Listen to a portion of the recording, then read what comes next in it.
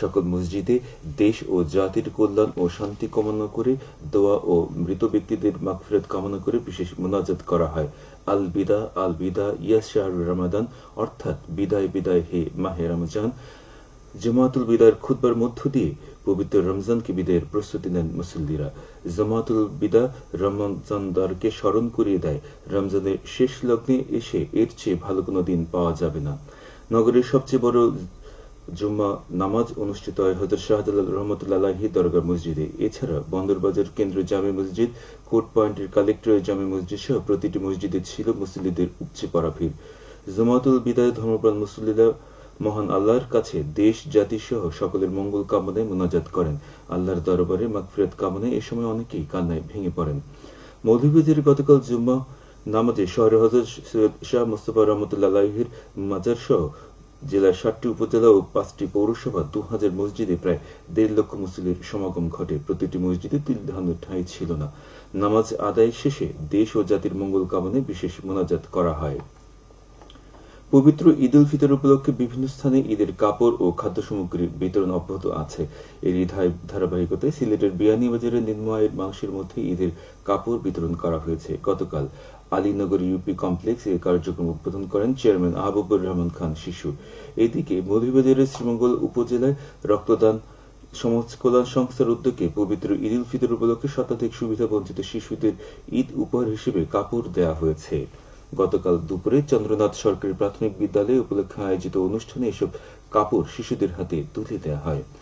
জেলার কমলগঞ্জ উপজেলার সীমান্তবর্তী ইসলামপুর ইউনিয়নে মুকবিল এলাকায় দুস্থ ও দরিদ্র মানুষের মধ্যে ইফতার ও খাদ্য সামগ্রী বিতরণ করেছে বর্ডার গার্ড বাংলাদেশ, শ্রীমঙ্গল সদর দপ্তর ও শ্রীমঙ্গল ব্যাটালিয়ন।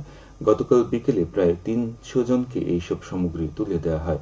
ভবিষ্যতে এই কার্যক্রম অব্যাহত থাকবে বলে বিজিবির পক্ষ থেকে জানানো হয়েছে। সুনামগঞ্জের সীমান্তবর্তী তাহিরপুর উপজেলায় গতকাল থেকে শুরু হয়েছে শাহ আরিফিন রহমতুল্লাহ আলাইহির ওরস মাহফিল। এছাড়া আজ থেকে শুরু হবে পানাতীর্থ মহাবারণী গঙ্গা স্নান।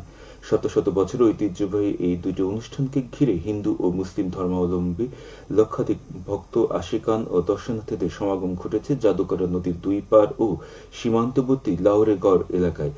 সম্প্রীতির এক অনন্য উদাহরণ পানাতীর্থ মহাবারণী গঙ্গা স্নান ও শাহ আরিফিন রহমতুল্লাহ আলাইহির ওরস মাহফিল।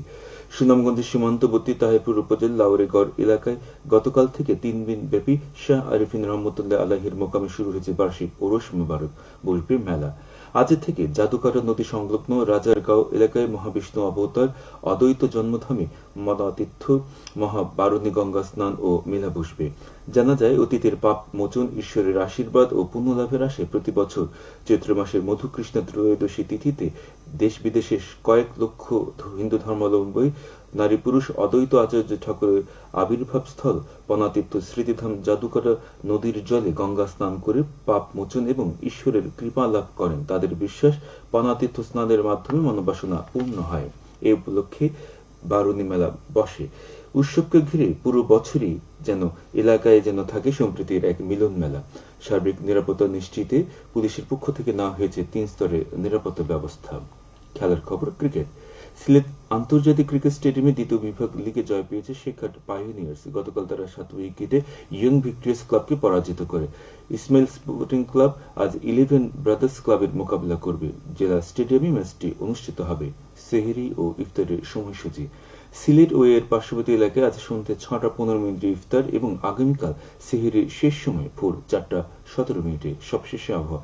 আজ বেলা ১টা পর্যন্ত আবহাওয়া পূর্বাভাসে ভালো হয়েছে। সিলেট সহ পার্শ্ববর্তী এলাকায় পশ্চিম উত্তর পশ্চিম দিক থেকে অস্ত হয়ে ঘন্টায় সর্বোচ্চ ৬০ কিলোমিটার বেগে ঝোড়ো হাওয়া বয়ে যেতে পারে। সেই সঙ্গে হতে পারে বৃষ্টি অথবা বজ্র সহ বৃষ্টিপাত।